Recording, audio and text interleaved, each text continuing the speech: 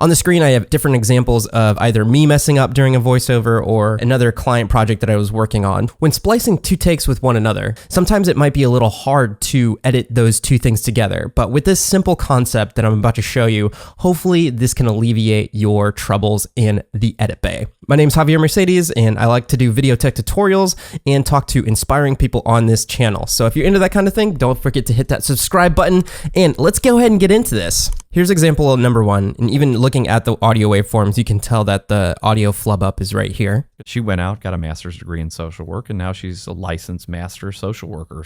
And then we got a good take right here. Now she's a licensed master's social worker at Yale New Haven Children's Hospital. In order to splice these together and make it sound natural, if I started on the word now, it's going to be too forceful, and I'll show you here. In social work, and now she's a licensed master.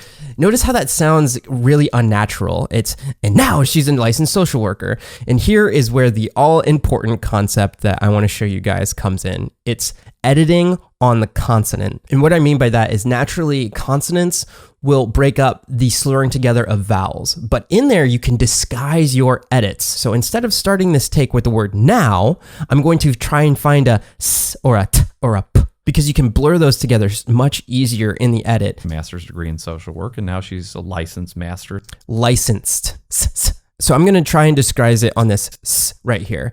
And the reason why I like to find s's specifically is because s's sound like white noise. There's just frequencies everywhere. So when you put an edit on a s, like I just did, if you caught it, you can really disguise the switching between the two takes. A licensed man. So licensed. She's a licensed man. See? Now let me play it back. Work, and now she's a licensed master's social worker at Yale New Haven Children's Hospital. Boom. That sounds so much better, right? And it's because by that time in the second take, he had gotten back into the same groove as where he was in the first take. You'll notice this a lot when people redo takes, that they might have more energy at the very beginning of their take, which is okay if you utilize this kind of technique to splice together the two takes. Let me move on to another example. And the guest actually says, "Oh, I've read that book as well." This is a little flub by me. "Oh, I've read that book as well." I'm gonna try and disguise it on the v. I've read that. This right here is almost the same kind of waveform as the v. So I'm gonna splice, move it over into place. It says, "Oh, I've read that book as well." It's a little too abrupt, so I'm gonna move it just a little bit. "Oh, I've read that book." Move it over. "Oh, I've read that book as well." And the guest actually says, "Oh, I've read that book as well." Nobody's the wiser. Next example. Space. No, he's for sure. Right here, I ran out of breath on this take, so on the he's, I'm going to edit on the s part. Right there, the end of the s. No, he's for sure. Maybe a little bit. No, he's for sure the real deal. Influencer in this space. No, he's for sure the real deal. And boom, nobody is the wiser. Moving on to the next example. A specific subject that maybe they're dealing with. I like to use plosives, so editing on the plosive consonants. Right here is specific. Notice when I say the word sp, there's just a minute space of silence right there, and you can see it right here in the audio waveform, but sp. And I think it's going to be easier for me to edit on the specific as opposed to the starting on the s, so specific.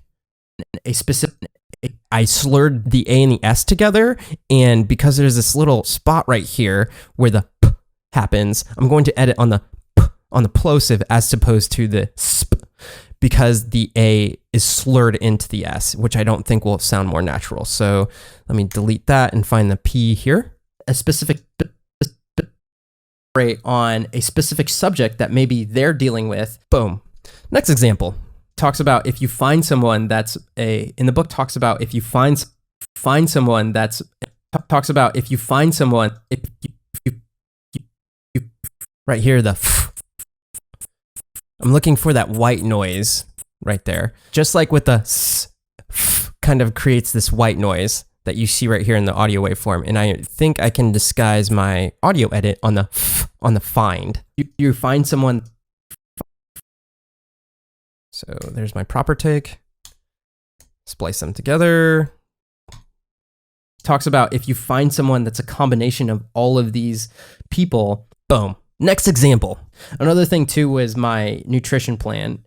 Another thing too is my nutrition plan. This might be one where I edit on a P. Let me see what I did on the proper take plan. I was spending a whole week out of my normal home. Yeah, so I'm going to edit on the P again, editing on a plosive. My nutrition plan.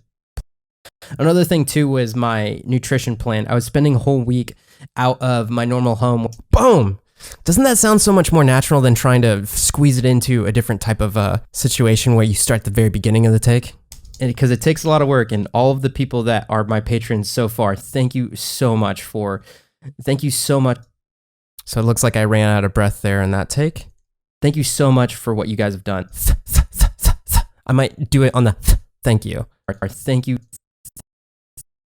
so far. Thank you so much for what you guys have done to help me keep creating the content that I do. Boom. Sounds so much more natural. And if you want to support me on Patreon, I am on there. But if not, I really hope that this technique helps you in your future endeavors when editing dialogue, VO, podcasts, anything that has to do with a voice going into the microphone. Until next episode, live a life of abundance. My name is Javier Mercedes, and I'll see you guys on the next episode.